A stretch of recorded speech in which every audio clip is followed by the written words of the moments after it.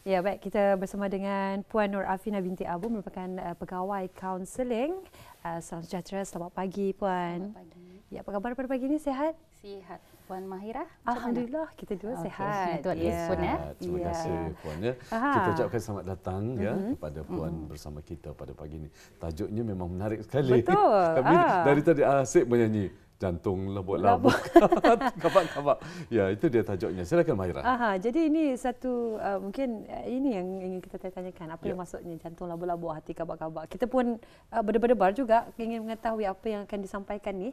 Jadi mungkin untuk awalnya sebagai mukadimah, mungkin Puan dapat menguraikan apakah maksud tajuk yang akan dibawakan pada pagi ini. Silakan. Okey.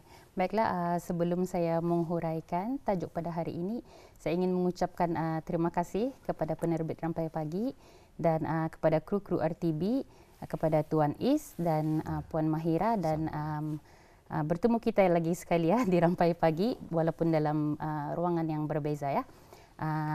Okey, saya teruskan saja dengan penerangan tajuk yang saya bawakan pada hari ini, iaitu jantung labuk-labuk, hati kabak-kabak.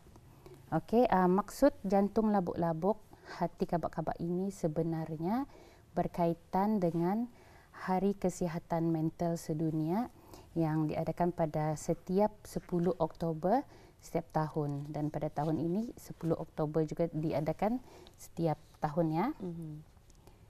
Maksud jantung labuk-labuk, hati kabak-kabak ini menggambarkan keadaan diri individu yang berada dalam keadaan yang tertekan.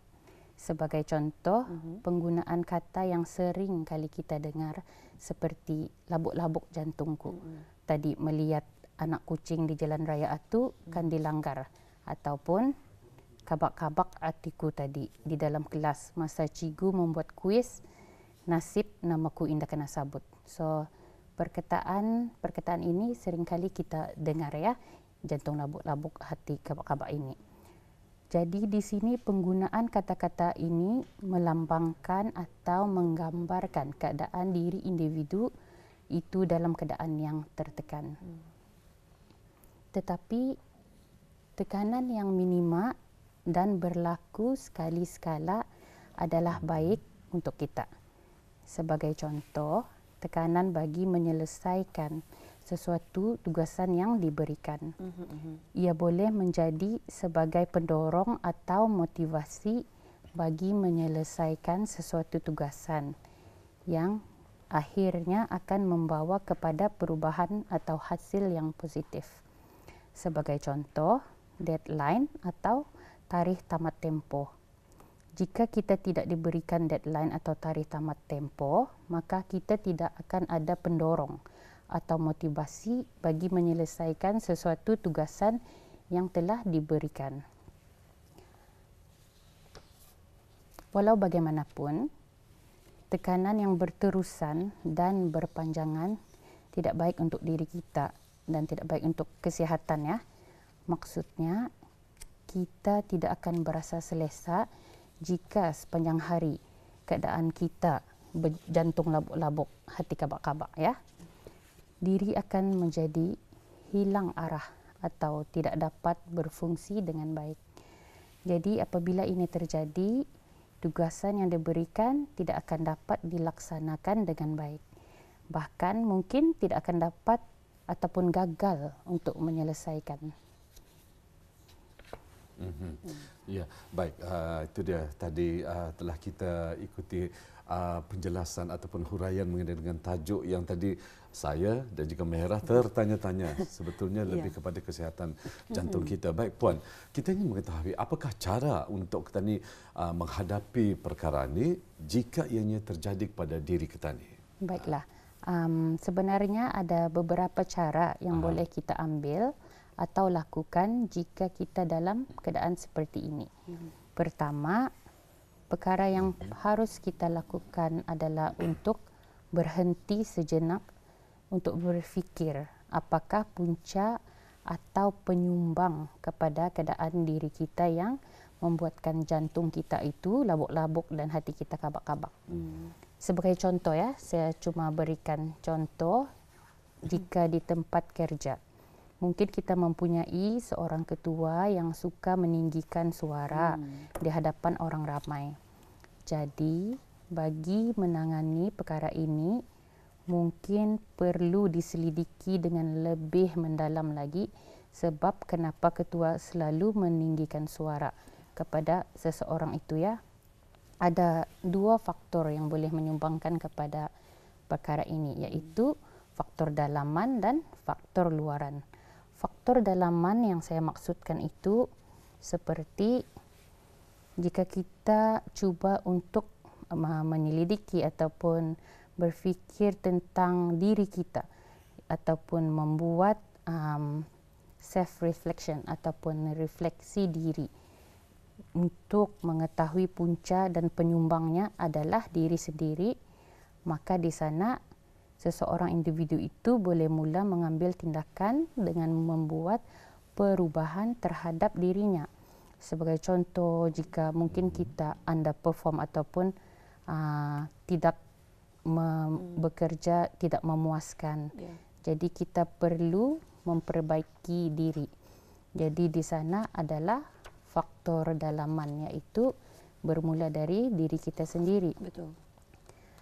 Tetapi jika punca atau penyumbangnya adalah faktor luar, contohnya seperti tadi, ketua yang sememangnya suka meninggikan suara di halayak ramai walaupun kita tidak membuat apa-apa salah, contohnya, ataupun dia memang selalu suka bersifat sedemikian. Maka di sini kita perlu belajar untuk switching off ataupun belajar untuk channeling, iaitu penyaluran perasaan kita supaya impaknya tidak dapat mempengaruhi diri kita. Di sini ada beberapa perkara yang kita boleh lakukan, tetapi perlu diingatkan juga bahawa setiap diri individu itu adalah unik. Di sini saya hanya akan memberikan sebahagian contoh saja yang mungkin dapat membantu. Ya, maksudnya setiap individu itu mempunyai cara yang berlainan untuk menyalurkan tenaga atau perasaan yang ada di dalam diri mereka. Mungkin ada yang berasa selesa hanya dengan bercakap dan meluahkan perasaan yang terbuku di hati dengan kawan-kawan ataupun rakan sekerja. Mungkin juga ada yang berasa lega setelah bersukan dan mengeluarkan peluh. Kemudian aktiviti seperti berjalan kaki, berjoging, berzumba, berbasikal, hiking ataupun mendaki bukit yang sangat popular ya sewaktu pandemik, dan bermacam-macam lagi yang boleh dilakukan mengikut kesesuaian dan kesukaan masing-masing. Mungkin juga ada yang memerlukan percutian untuk berehat, tidak kiralah jika hendak bercuti di dalam maupun di luar negara ya. Antara lain juga aktiviti yang boleh dilakukan adalah meluangkan masa bersama keluarga dan orang-orang yang tersayang. Sebagai contoh, meluangkan masa bersama kedua ibu bapa, adik-beradik, suami atau isteri, anak-anak, kawan-kawan dan sebagainya. Mungkin juga ada yang suka berkebun dan membelai hewan peliharaan seperti kucing, membaca buku dan tidak kurang juga melayari media sosial yang pada masa ini, dan ada juga yang suka menyendiri ya. Maka setiap individu itu perlu mencari apa yang boleh menenangkan mereka dan boleh membuatkan mereka berasa aman. Ya, alhamdulillah. Jadi itulah ya sebenarnya ialah kesihatan mental ini bukan lagi perkara larangan seperti sebelumnya. Jadi usaha untuk menghapuskan stigma, menyebarkan dan juga menyebarkan kesedaran dan juga menyediakan sokongan masih menjadi keutamaan. Terutama sekali di tempat kerja seperti yang telah pun diterangkan oleh Puan tadi. Jadi bagaimana pula dengan perkara yang mungkin daripada Puan sendirilah. Apakah perkara yang Puan gemar lakukan untuk menyalurkan tenaga ataupun yang kita ni perasaan yang terpendam ni Puan? Okey. Kalau saya sendiri, saya gemarkan makanan ya Puan Mahirah.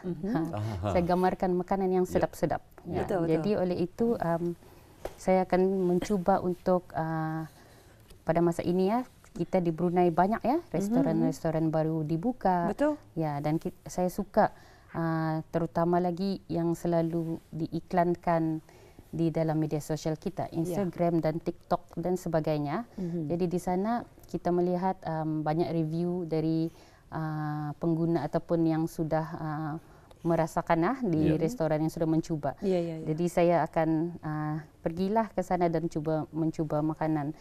Dan kemudian juga sekarang juga musim buah durian ya. Betul. Ya. Dan durian merupakan buah kegemaran saya. Oh ya. Ya. Sama. Sama. Ya, jadi dengan memakan buah durian boleh membuatkan saya berasa gembira. Betul. Jantung saya akan menjadi labuk-labuk ketika kabak melihat buah durian di media sosial. Oh iya kah? Bagaimana dengan Tuan Is dan Puan Mahira? Apakah perkara yang disukai ataupun perkara yang boleh memberikan ketenangan? Ya. Kalau saya sendiri, pernah saya kongsikan juga kepada penonton kita, mungkin ada yang tahu. Kalau saya lebih suka berjalan-jalan ataupun melakukan beberapa aktiviti-aktiviti bersenaman lah. Kalau mungkin daripada kalau saya dah jauh berbeza macam kesukaan Mahira ya, berjalan kalau ada masa, meluangkan masa bersama dengan kawan-kawan ataupun keluarga. Tapi menikmati durian itu memang saat-saat yang paling nikmat lah rasa. Betul. Itulah sebenarnya rakan-rakan kita. Pernah kita tanyakan juga kepada rakan-rakan kita, rakan-rakan penyampai di daerah-daerah. Kalau Nahdlatul suka memasak. Diorang lebih suka masak, menghidangkan makanan-makanan yang sedap. Tapi mereka pastikanlah makanan-makanan tersebut sehat. Betul. Itu mungkin itu ya, orang yang ekstrovert, maksudnya suka bersosial, berjumpa dengan orang lain ya. Namun ada juga orang yang introvert dan suka menyendiri, meluangkan masa bersendirian dan mahu masa bersendirilah Tuan Isa. Jadi apakah Puan ya, mungkin sedikit penambahan sedikit sebelum bersama dengan Mahira ya.